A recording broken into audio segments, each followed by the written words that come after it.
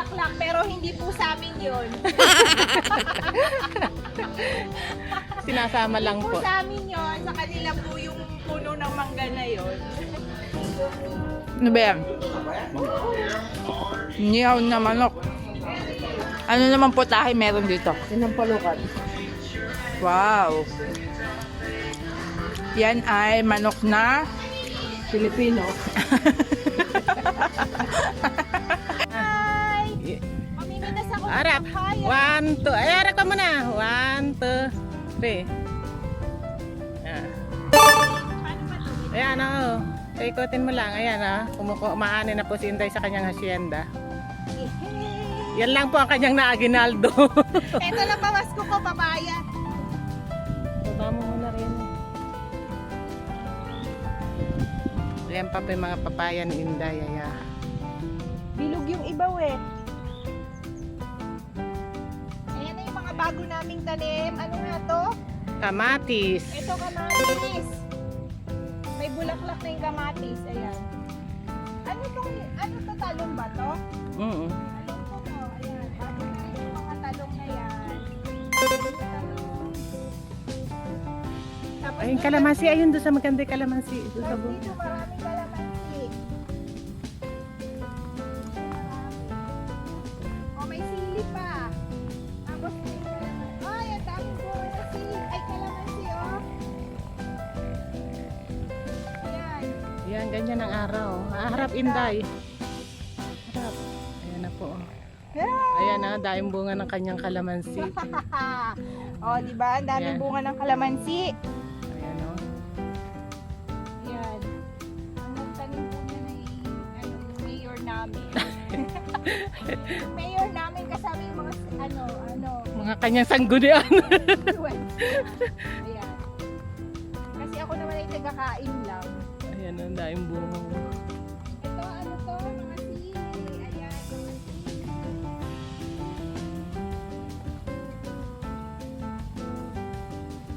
Mangga, meron na siyang bulaklak. Pero wala pa na. Bulaklak pa lang. Ayan, kahoy.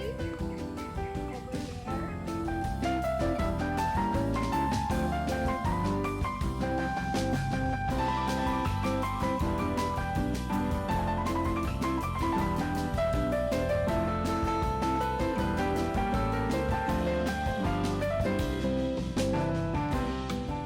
Ito, Hindi. ay! Hindi na siya mukhang gubat. Bakit? Ginawa na pala nila to. Kamatis pa din to, di ba? Oo. Ayan, ang kamatis ngayon ay may tulos na. May Yes. Kamatis. papasok po kami sa... May ano? Ay, may harang po pala. May Hindi ba maibababa? Dabi po. dabi-dabi po. Mga maskulang po kami. Wait. Naharangan kasi ng lambat kasi yung mga alagang manok. Pumunta sa palay. Ano ba? Nag-order na ba ako? Yes! Welcome! Ayan po, ang lalaki na po ng kanilang puno. Linis na po. Linis na siya. Uy! May palaka! Ayun! Nabutan ng palaka. May palaka. Laki na nung ano santol nyo, ano? Laki na nung santol. Ayun! Yung nandun sa yung malaki. Ere malaki. Ay! Ito pa pala! Ito na. Pag namunga na naman yung dami na naman. Ito kalamansi. Mebo. Dami.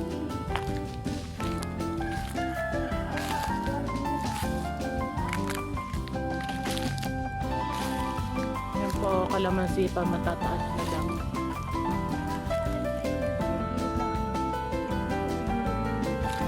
Ilog. Likod ng ilog na oh. Luminis na oh, malinis na ulit. Hindi na ano. Dito tayo, dito tayo. Yung ibinaba natin doon. Uy, hindi pala. Dapat pala binalik natin ka. Baka dumaan yung mga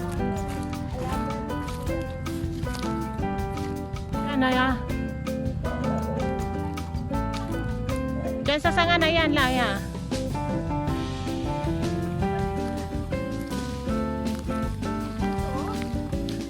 Uy, may saging pala! Kahit ako kaya kong putulan. Banana! Ano bang saging yan? Tundalan? Tondalan! O sige, dyan ka magbomba ka. Hindi na nga masaya. Uwi na kami! Bye-bye! Merry Christmas!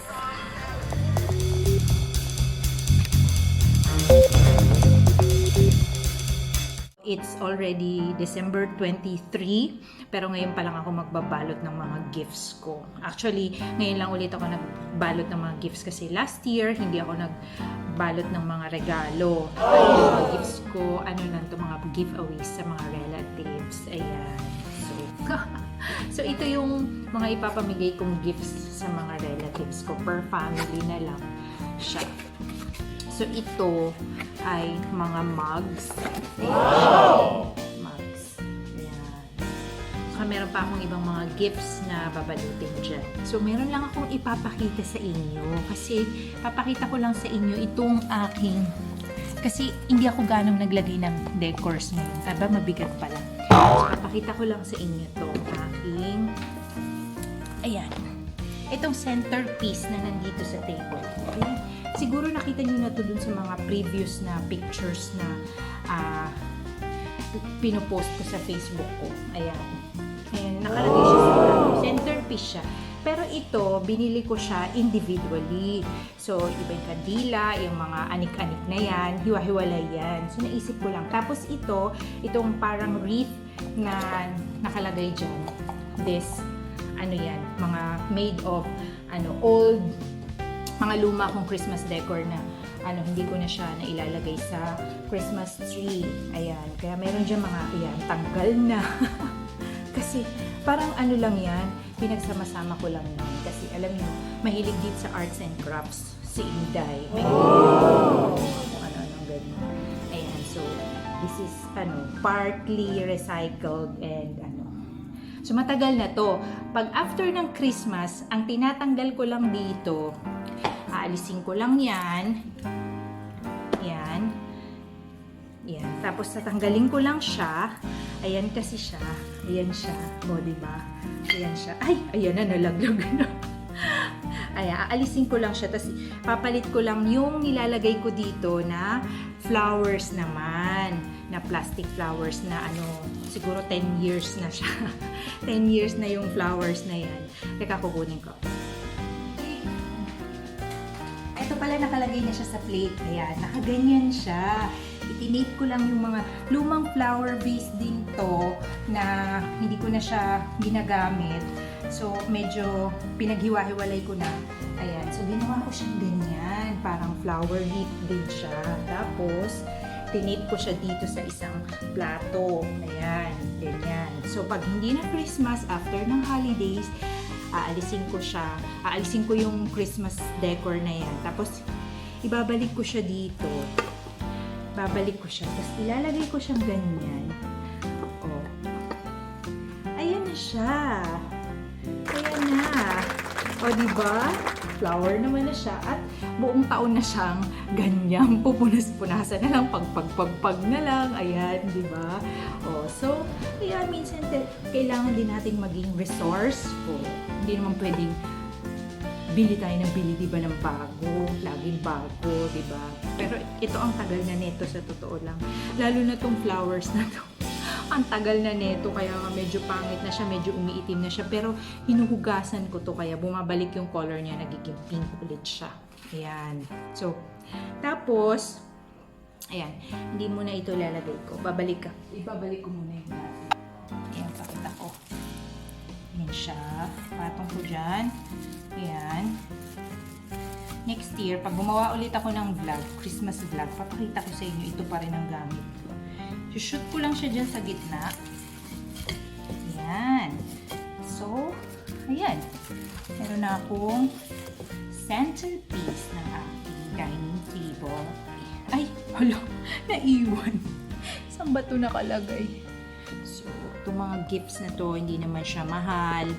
Nabili ko lang siya sa, actually ito sa SM, yung iba. Tapos yung iba mga na-order ko online, may mga voucher, ayan. So, tapos itong mga Christmas, wrapper, mga recycled lang din.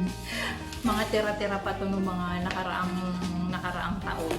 Ayan. So, mga hinalongkat ko lang yan. So, wala talaga akong biniling Christmas gift wrappers na yun. Tapos ito, yung sa all home, yung binibigay nila pag hindi na nila mababalot dun yung gift, papauwi na lang yung wrapper sa'yo pag may binili ka. Tapos, all home siya, pero yung binili ko sa SM. O, diba? Hindi, kasi yung mga pinamigay ko, sobra lang kasi din to dun sa mga pinamili ko before. Kaya, sayang naman kaysa sa hindi siya magamit, diba? O kaya, gagamitin ko na lang siya. Okay? So, ayan. Mag-start na ako magbalot-balot ng mga gifts. So, makwento ko lang, no? Ako mahilig talaga ako sa mga magbalot ng regalo. Usually, pag nagbibigay ako ng gift, ako na yung nagbabalot. Madalang akong magpa-gift wrap sa labas. Usually, ako na talaga yung nagbabalot ng mga regalo. Kasi gusto ko yun, yung feeling, yung nagbabalot ng regalo. Gusto ko yun, yung ganun gawain. So, ito yung gagamitin ko, all home. Pambabalot ko sa galing sa SM. All home. Ganda pa naman yung wrapper na to ng all home. So, in fairness, magaganda yung mga paninda niya dyan. Medyo mahal nga lang sa all home.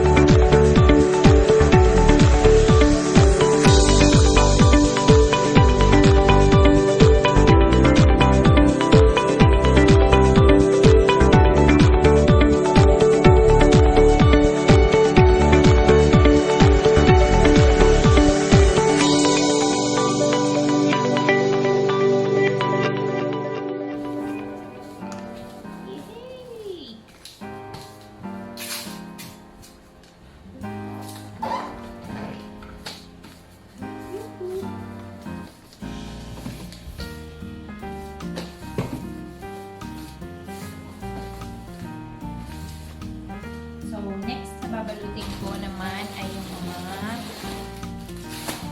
anik-anik na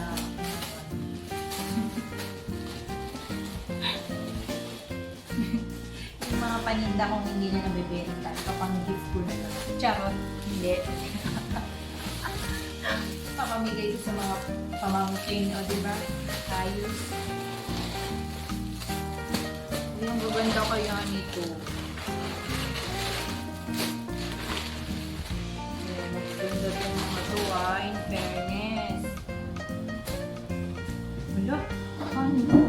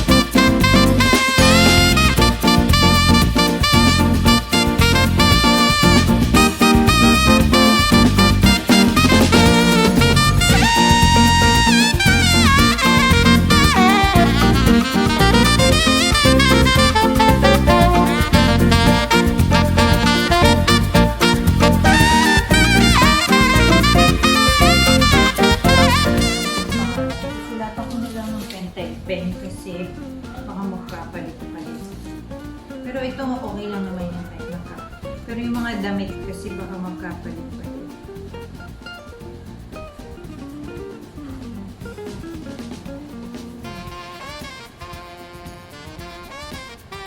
Ayan. So, tangali na siya.